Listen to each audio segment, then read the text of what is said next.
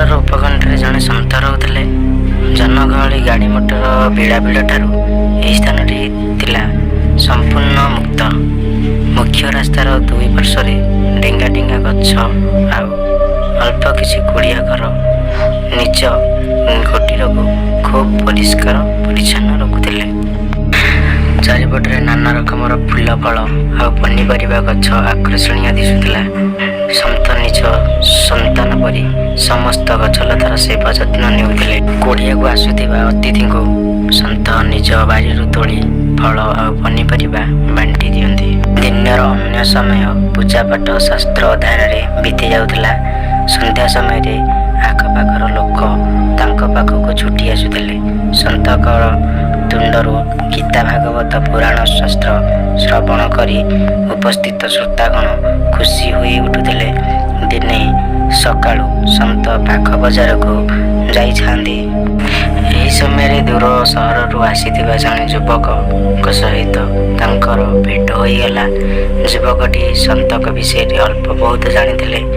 ଯୁବକ ଜଣକ ମେଳାପୀ ଆଉ ମିଷ୍ଟଭାଷୀ ଥିଲେ। ମାତ୍ର ଅଳ୍ପ ସମୟରେ ସନ୍ଥଙ୍କ ସହିତ ଖୁବ୍ ଭଲ ଭାବରେ ପରିଚିତ ହୋଇଗଲେ। ସନ୍ଥ ଯେତେବେଳେ ନିଜ କୁଟୀରକୁ ପ୍ରସ୍ଥାନ କଲେ, ଯୁବକ ବି ତାଙ୍କ ସହିତ ଧାଇଁ ଆସିଲେ। ପୂଜା ସମୟ ହେଉଥାଏ। ଯୁବକଙ୍କୁ ପାଣି ଗିଲାସଟେ ଦେଇ ସେ ବସାଇବାର ଅନୁଗ୍ରହ କଲେ। ସନ୍ଥଙ୍କ ଅମାୟିକ ବ୍ୟବହାରରେ ଯୁବକଟି ପ୍ରସନ୍ନ ଦିଶୁଥାଏ।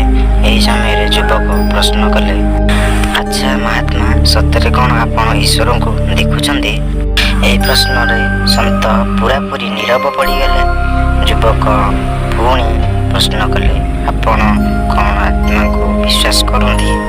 ଏଥର ବି ସନ୍ଥ ନୀରବ। ଯୁବକ ନିଶ୍ଚିନ୍ତ ହୋଇଲେ ଏବଂ ସନ୍ଥଙ୍କ ପାଖରେ ଏହାର କୌଣସି ଉତ୍ତର ନାହିଁ। ଏଣୁ ବିଦାୟ ନେବାକୁ ବାହାରିଲେ। ଯୁବକ ଯିବାକୁ ପ୍ରସ୍ତୁତ ହେଲେ। ସନ୍ଥ ତାଙ୍କ ସହିତ ମୁଖ୍ୟ ଫାଟକ ପର୍ଯ୍ୟନ୍ତ ଆସିଲେ। ଏହି ସମୟରେ ଯୁବକଙ୍କ ଆଖି ନିକଟରେ ଥିବା ଗୋଲାପ ଗଛ ଗୁଡ଼ିକ ଉପରେ ପଡ଼ିଲା। ସେ କହିଲେ, ଗୋଲାପ ଫୁଲର କି ଚମତ୍କାର ମହକ। ସନ୍ଥ ପ୍ରଶ୍ନ କଲେ, ତୁମେ କ'ଣ ଫୁଲର ମହକକୁ ଦେଖିପାରିଲ? ଯୁବକ କହିଲେ, ଭଲା ଫୁଲର ମହକକୁ କ'ଣ ଦେଖି ହୁଏ? ସନ୍ଥ କହିଲେ, ଟିକେ ପୂର୍ବରୁ ତୁମେ ପଚାରିଥିବା ପ୍ରଶ୍ନର ଏହା ହିଁ ଉତ୍ତର।